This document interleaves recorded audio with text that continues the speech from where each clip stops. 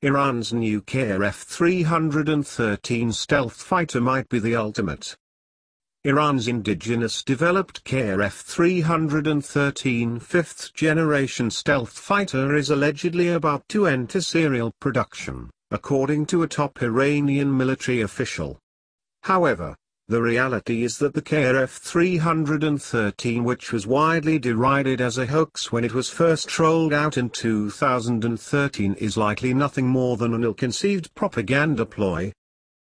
Iranian Defense Minister Brigadier General Hossein Dehan underlined that the final stage of the production of the homemade Qaher 313 fighter jet has ended, adding that the plane is ready for different tests, writes the semi-official Fars news agency.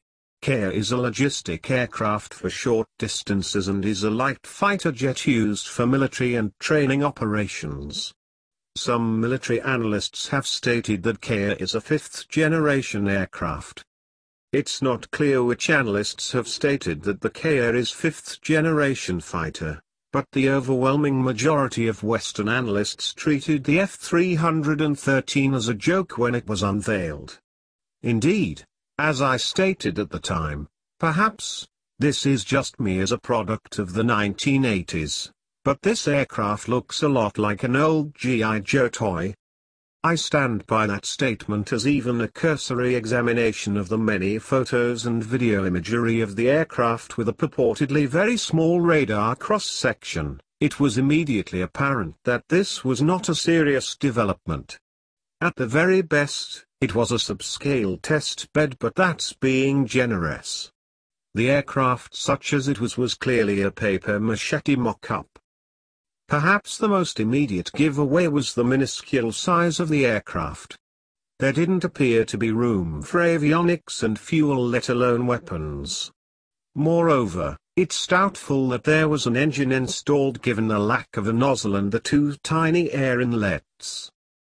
The other problem for Iran would have been to find an engine small enough to fit into such a minuscule airframe.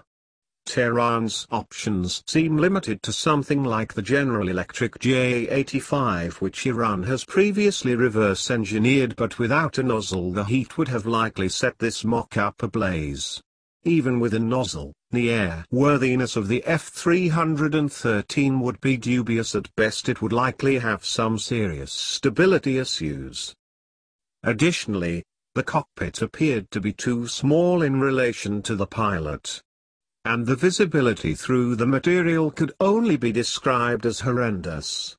The cockpit instruments were amongst the only items in the Qaher F-313 that could be described as real.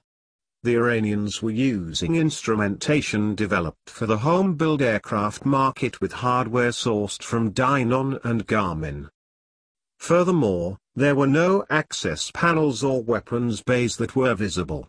Features such as access panels are found on every aircraft for routine maintenance.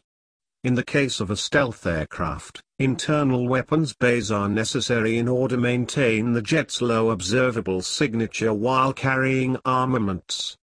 As one engineer familiar with low observables design astutely pointed out at the time, while superficially resembling what one might imagine a stealth aircraft to look like, the Iranian machine had serious radar cross-section (RCS) problems. Stealth aircraft design is much more involved than simply mastering the low observable shapes. There are advanced materials sciences that need to be developed for the aircraft's skin and coatings. Advanced analytical tools are needed to shape the internal bulkheads and other structures.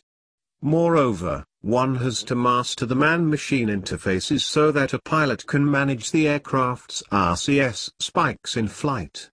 There is no evidence now or back in 2013 that suggests that Iran has mastered those technologies. The only logical conclusion is that the F-313 was and continues to remain a farce, an ill-conceived and transparent propaganda ploy that's fooling no one. Thank you for watching. Please like, share, comment, and subscribe.